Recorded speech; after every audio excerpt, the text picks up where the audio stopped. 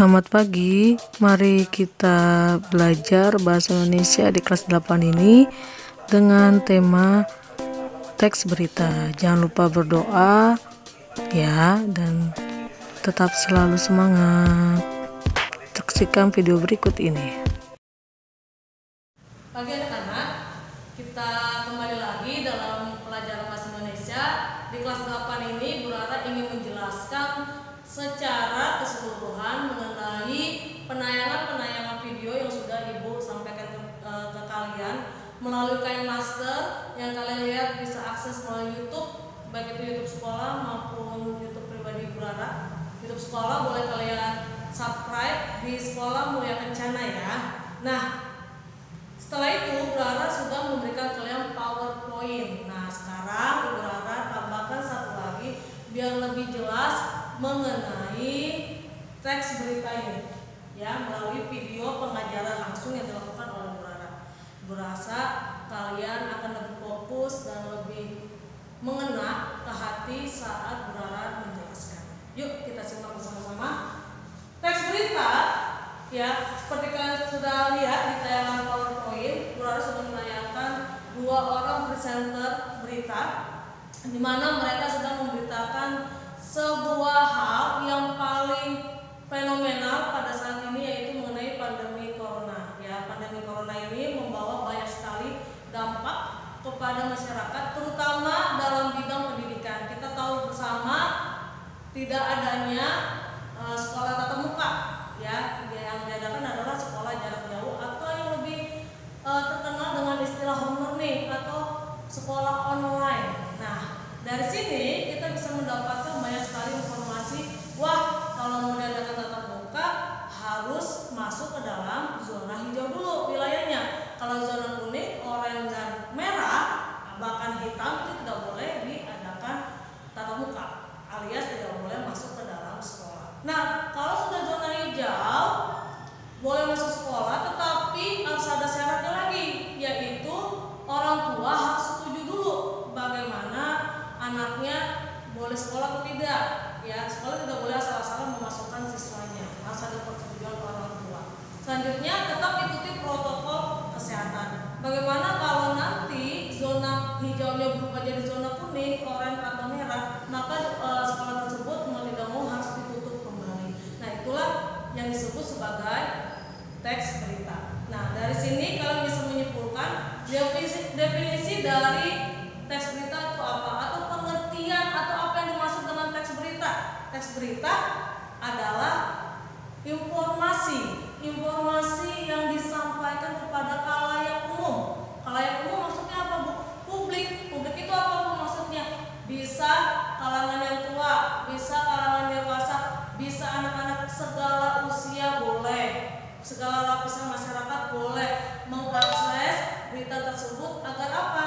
Agar si pemirsa atau masyarakat bisa memahami situasi yang sedang terjadi.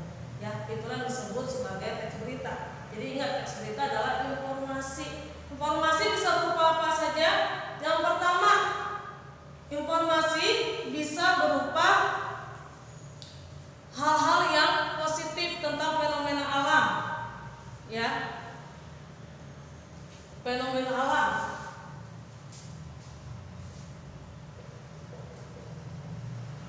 Fenomena alam, contohnya peristiwa gempa bumi, tsunami. Kemudian fenomena sosial bisa berupa misalnya banyaknya pengangguran atau efek dari tawuran seperti itu. Nah, dari sini kalian bisa mengetahui mengenai unsur-unsur yang terdapat dari teks berita. Unsur-unsurnya apa saja? Yang pertama, pastinya kita ingat 5W plus 1H. Ya, artinya apa? Ada what, who, when, where, ya. Kemudian how. Ya, jadi kalian bisa mengetahui siapa yang ada di peristiwa tersebut, bagaimana terjadinya, mengapa, ya, why, mengapa bisa terjadi, kemudian kira-kira di mana tempat terjadinya, kapan terjadinya, seperti itu. Nah, setelah itu struktur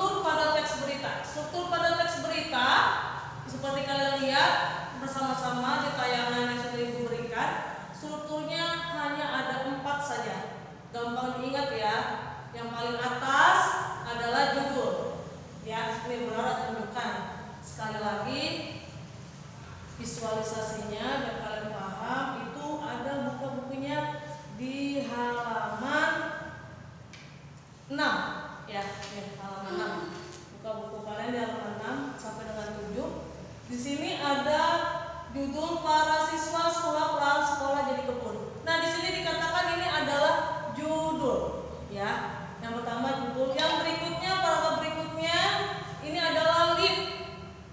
Ya, kalau judul itu adalah informasi penting. Ingat, judul itu harus singkat, jelas dan padat, tidak boleh bertele-tele. Tujuannya apa sih, Bu?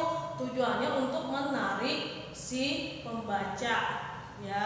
Kemudian lead ya, paragraf berikutnya di sini ada paragraf 1, 2, 3, 4, 5, 6, 7, 8, 9 sampai dengan paragraf 10. Ini ada lead.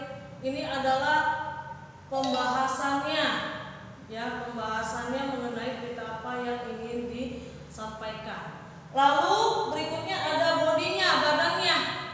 Ya, di sini yang paling penting apa sih yang ingin disampaikan beritanya? Lebih spesifik lagi, lebih detail lagi. Oh, tentang awalnya tentang menteri nih kasih imbauan, ya kan? Judulnya ada pembelajaran jarak jauh, tidak tatap muka. Nah, di sini di body dikatakan, oh kalau mau sekolah jarak jauh syaratnya seperti ini, seperti ini, seperti ini. Nah, itu namanya body. Kemudian yang paling terakhir di halaman 7 kalian lihat bersama adalah bagian ekornya.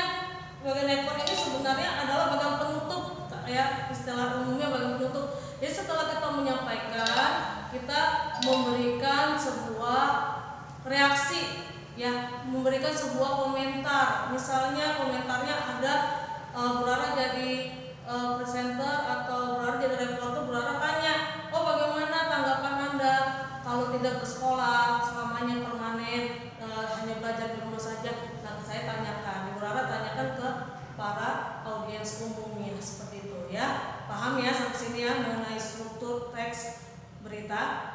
Ya, pasti sudah paham. Kalau sudah paham, kita lanjutkan struktur kebahasaannya.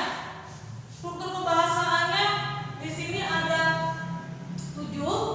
Ya, yang pertama kata keterangan, pastinya banyak sekali kata keterangan itu memberitahu sebuah objek.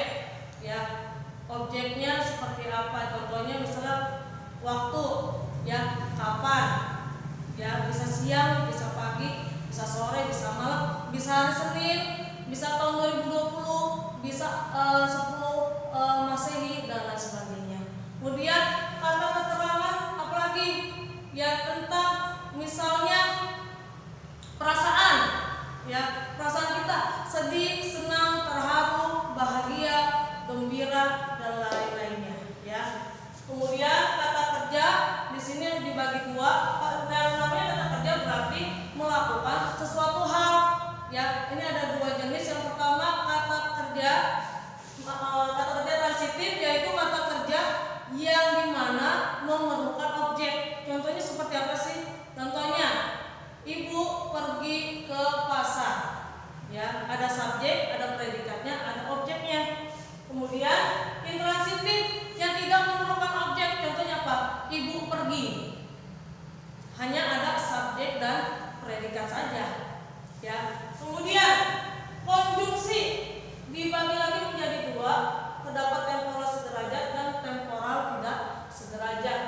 Temporal sederajat contohnya bagaimana sih, Bu? Contohnya Budi pergi ke sekolah pada pagi hari. Kemudian pada siang hari Budi pergi ke tempat bimbingan belajar. Ya, paham ya sampai sini ya? Atau satu lagi contohnya, lalu misalnya Ani makan nasi. Lalu Ani tidak lupa minum air putih. Ya, itu contohnya. Lalu yang keempat kalimat langsung. Maksudnya gimana sih, Bu? Saya bingung. Kalimat langsung gampang sekali jawabannya. Kalimat langsung itu yang pastinya langsung dari orang yang mengatakannya, sama persis, tidak ada bedanya. Contohnya Ibu Rara berbicara ke kelas 8. Ya, Bu Rara langsung ngomongnya kalau kita lagi tatap muka. Ya. Kemudian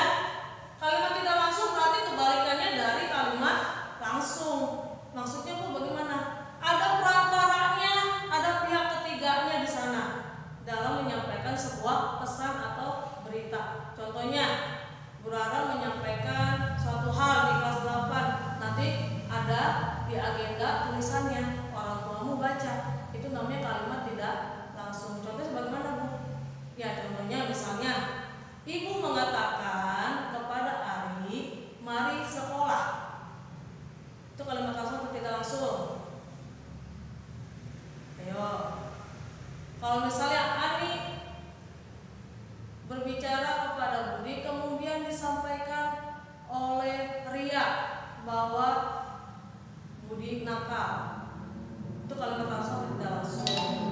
Ya, yang contoh terakhir kalimat tidak langsung. Yang pertama tadi ada kalimat langsung. Paham ya? Pasti paham. Yang kemudian yang terakhir ada kata baku dan tidak baku. Sama-sama ada bakunya tapi satu pakai tidak. Artinya kalau kata baku yang sesuai dengan ejaan yang disempurnakan atau sesuai dengan Kamus Besar Bahasa Indonesia, ya, yang benar-benar pasti, yang benar-benar formal. Kalau yang tidak baku berarti yang tidak sesuai dengan KBBI atau Kamus Besar Bahasa Indonesia. Contohnya apa sih, Bu? Contohnya misalnya apotek, ya. Kalau kata tidak bakunya jadinya apa? Bingung. Oh iya, ada kamus, Kak. Ya, tulisan apotek yang benar seperti apa? Oh, kalau yang tidak baku apotik pakai i, kalau yang bakunya pakai e, apotek. Paham ya anak-anak semuanya? Inilah pembahasan Clara mengenai bab pertama kita keseluruhan, ya, yaitu teks berita. Jadi tolong tayangan-tayangan tersebut dibaca-baca kembali, kemudian dipahami